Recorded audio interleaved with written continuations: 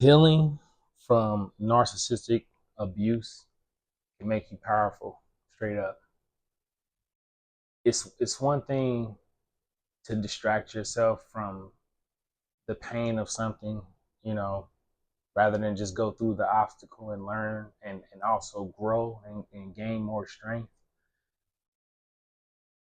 I will always say this about narcissistic abuse. It is probably one of the hardest things you can possibly get through mentally because you're so clouded, you're so fogged, you're so confused from the situation because you don't even know what the hell happened to you. You have no idea. This narcissist did an entire number on you, straight up. I've been, I've been there. I got it. I really want you to understand, like, when you start to recover from this, there's one key thing that I even noticed. You trust yourself more. Like, think about what I said. You trust yourself more. You trust yourself to do things more afterwards. Even though you do feel that initial, I don't trust myself, I don't even know who I am, I'm lost type ordeal. Just because of that, like, once you start to take the day by the day and the step by the step and piece by piece and build yourself back up, that's when you trust yourself because you see yourself building yourself back up. You're not putting yourself into someone else's hands, i.e., validation, to build you up anymore. You feel me? You looking at yourself. You looking at your Eiffel Tower. You looking at your, Tower of Pisa. You're wrong. You're building that up. You're not looking for the validation to come down and build it down. First off, you building it from the top. You're supposed to build it from the bottom up. But that's you. That's what you do with narcissistic abuse recovery. You feel me? When you start to recover from this, when you start to take the necessary steps. Like, I tell everybody this,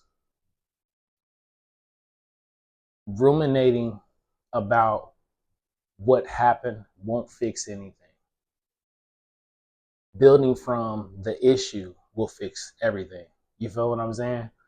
Like, I know we can get so stuck in ruminating, worrying about the narcissist still, where they at. Like, the initial part of it, is what I'm emphasizing. Is like, we'll worry about it, we'll text and call and all these things, and then we'll sit in that funk overnight, you know, sleeping on your side, wishing for a better life. That's what me and my friend, we be joking, saying that, wishing for a better life.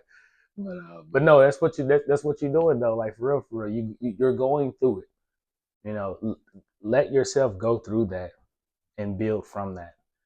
Don't just ruminate and worry about what they've been doing for the past X amount of years that you haven't talked to them, whatever the case may have you since the initial separation amongst you two.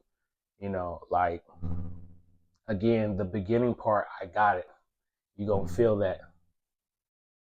But it's important to process that you won't ever have all the answers for any of the situations that may have corresponded, no matter how much you wanna get that validation of you have to let that stuff settle and let it rest. You have to let it go. It just is just what it is. You cannot let it control how you think going forward. I know that's probably easier said than done. I got it. But you have to get to that point. And the way that you start to get to that point is the building blocks of yourself.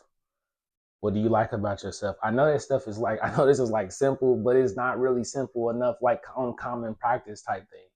Like, what do you like about yourself? Because you've taken a lot of time to, the narcissist really does this thing where they become you and they tell you who you are, and you get so caught up in that like that hypnotization, if you rather, like, that's the best way that I can call it. Like, you get so caught up in that the things that you thought were strong about you, the things that you had good traits about yourself, that you liked about yourself, that you saw other people liked about yourself, become issues with them.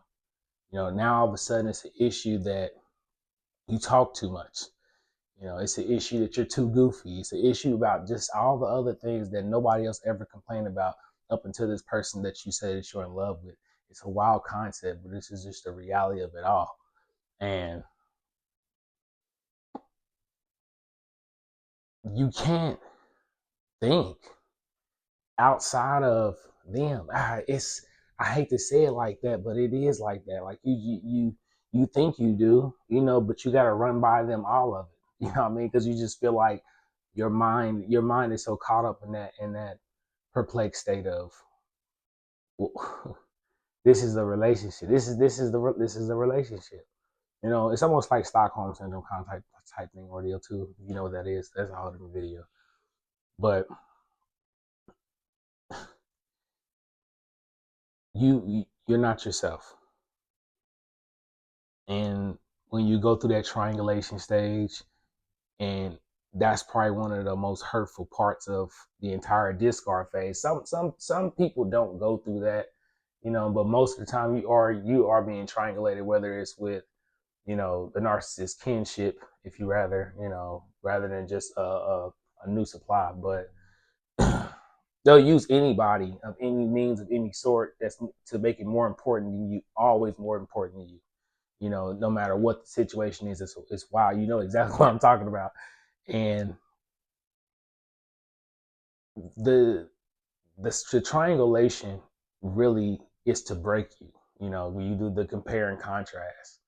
Now in reality, I just want you to understand this too, whether you believe this or not.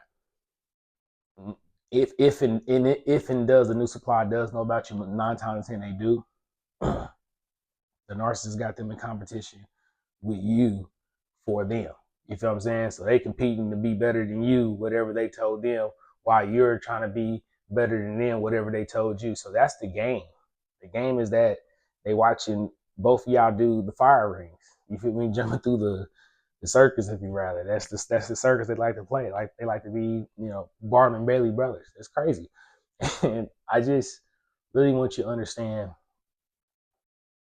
I get it. It hurts when they say someone else is better than them, better than you at the thing that they told you should improve on, but they found somebody else it's wild, ain't it? They'll tell you that they'll tell you something about what they don't like about you, tear it down, but yet find somebody else in some shape or fashion saying that this is better than you, and really do you like that. It's just the craziest thing, and most of the time, the things that are in comparison of the competition between you and a new supply, the narcissists don't even possess themselves. Ain't that crazy? It's a wild concept, man. That's why I said, like, with narcissistic individuals, they adapt to the person to become the person initially at the beginning before they go to they actually who they are, because you so indoctrinated into how they taught you to, be mine the way that I want you to be mine whenever I want you to be mine on that they shelf you type thing. Like you just caught up in that just confusion. I remember it, man. It was just crazy to be so confused like that, to be like, what is this? This is a relationship. This is the rest of my life. This is who I'm choosing to be. You know what I mean? Like these are things that happen. But when the actual discard phase happens and they let you go or you let them go, whichever one would have you, most of the time it's them letting us go. I'm just gonna throw it out there. because it's like that. That's the power. Don't take that loss as a loss, because it's not. You make it a loss because of how much love and care and effort you put into the relationship for the narcissist. I gotta understand that, but that's not the loss. That's your power back, because now you don't have anybody to lean on for your identity anymore. I hate to say it like that, but that is what it is. You were leaning on them for your identity. That's why you stayed with them, the whole Stockholm syndrome concept. And with that, just that abuse, it 24/7 the way that it was. Now it's not, none of that is there anymore. Now you have to pay attention to yourself. You have to focus. You have to hear your own thoughts. Now you've been hearing that. You've been playing that voice of them. I know this like sounds wild. I understand, but this is the process. You keep that voice in your head about what has been said about you from them, and you think everything is how they said it. And that's why I said at the initial part, you scared to even do life without them at first for a hot second. I say about a month and some change. I mean, some people might be longer, some people it's longer. For me, it was like about a month and some change where I was like, man, all right, I gotta focus on something. And that's when I found fitness. Now, going into that point about fitness, when I found fitness, I started to really like gauge and okay, I can't eat this food. In order for me to get this result, I need to eat this way. In order for me to get this result, I need to work out this way. And what was happening was, like I said in a previous video of mine, that understanding of self, what it took to make self feel better, what it took to really know what self-worth is, really know what healing was.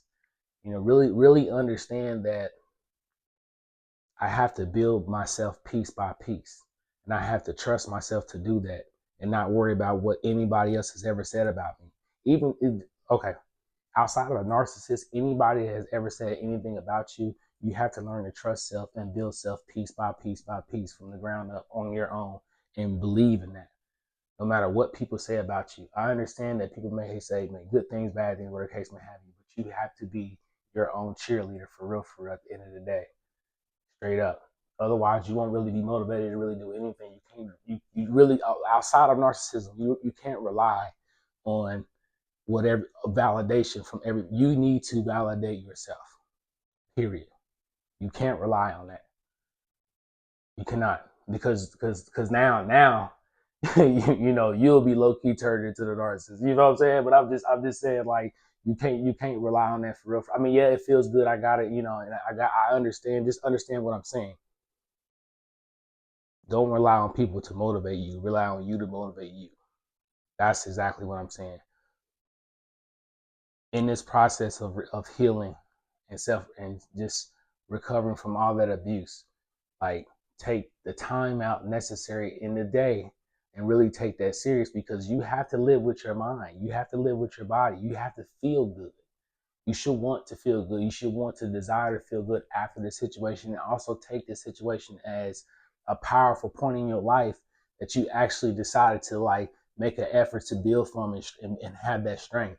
Like take that seriously. Take pride in that. You feel what I'm saying? Like I hate to say it like that, but it's just like the reality. Like take it serious because it's powerful.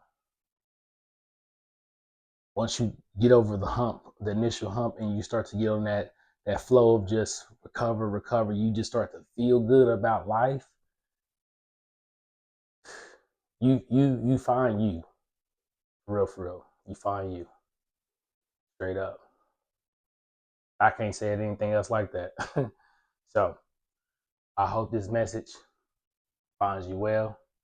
I'm Fonzie Murph, and I'm out. Peace.